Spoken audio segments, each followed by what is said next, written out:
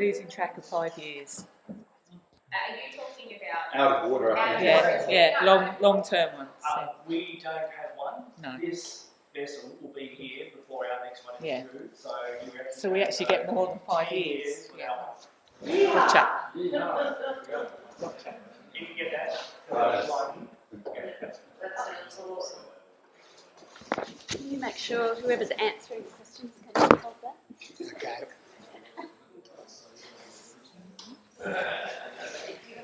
I've got a couple of questions. Will there be a loss of car parking spaces at the boat ramp area? No.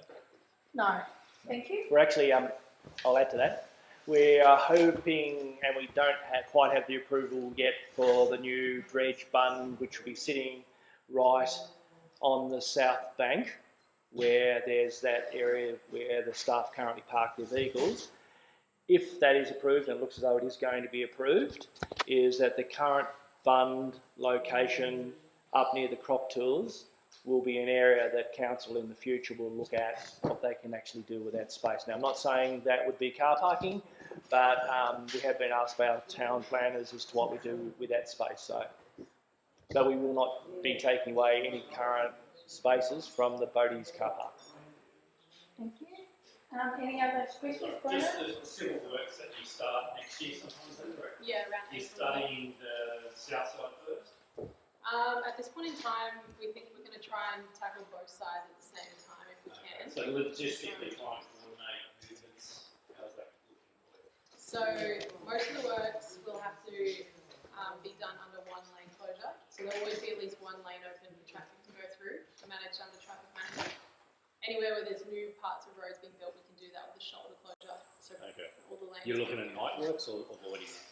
Well, we would like to do night works because it means we can close the whole road, but I understand that has an impact, a noise impact as well. So. But it's a trade-off. You know, if you need night works and you get it done quicker, then it's the communication to people to say, well, you know what, next week they're going to be 2 days of night works. We'll get ahead for 1 week or so. We did, when we did the AMPS out of water inspection and the ramp replacements, we did work around the clock, and it did cause some grief to some residents, but it's the most efficient way of getting, and quicker way of getting it in and out, of course, there's no question about that. So if we decided that would somehow attempt to keep the noise levels as low as we could, but that would be a great outcome if we could work around the clock. And sometimes it's the safest as well. Yeah. Yeah, it's just that, of course, like sound travels further at the night, especially on the river as well. So. I just have a question from Forest Creek residents. The announcements are quite loud and they're all day. They're quite loud to be heard, as well as engine noise. Is there any thought process in mitigating the noise that the ferry makes? So the engine room cavity is both thermally and acoustically insulated, right? So what that does is it reduces the noise that's dissipating out into the environment, and of course that's in accordance with Australian standards. And we're also going to be dealing with a much more modern new engine, right?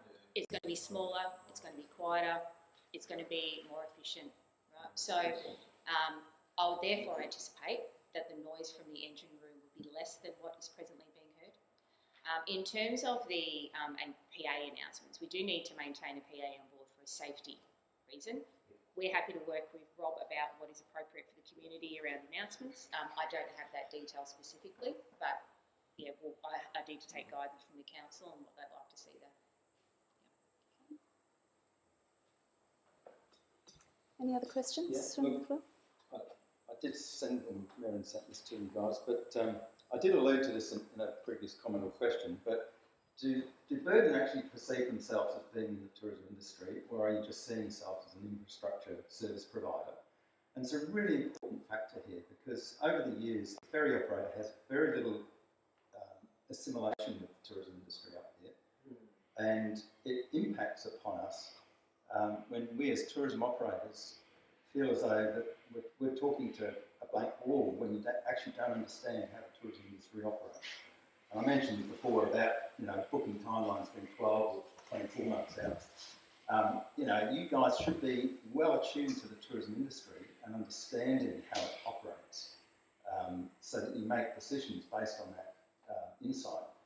But also, it goes through to your participation in the industry by, I'm not saying, anyone's going to be out there cap in hand, but I guess underpinning perhaps some of the marketing activity, because it generates business for your own enterprise.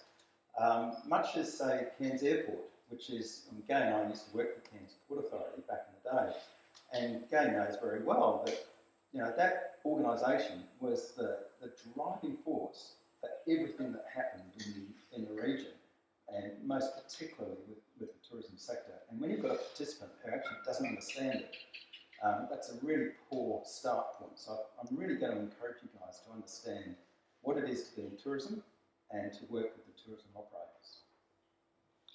Well, what I'll say this is, do we perceive ourselves as a tourism business? At this stage, no, because we don't have any real, I'm just being honest, right? But I think what you'll find is in the past, in all areas where we operate, we work closely with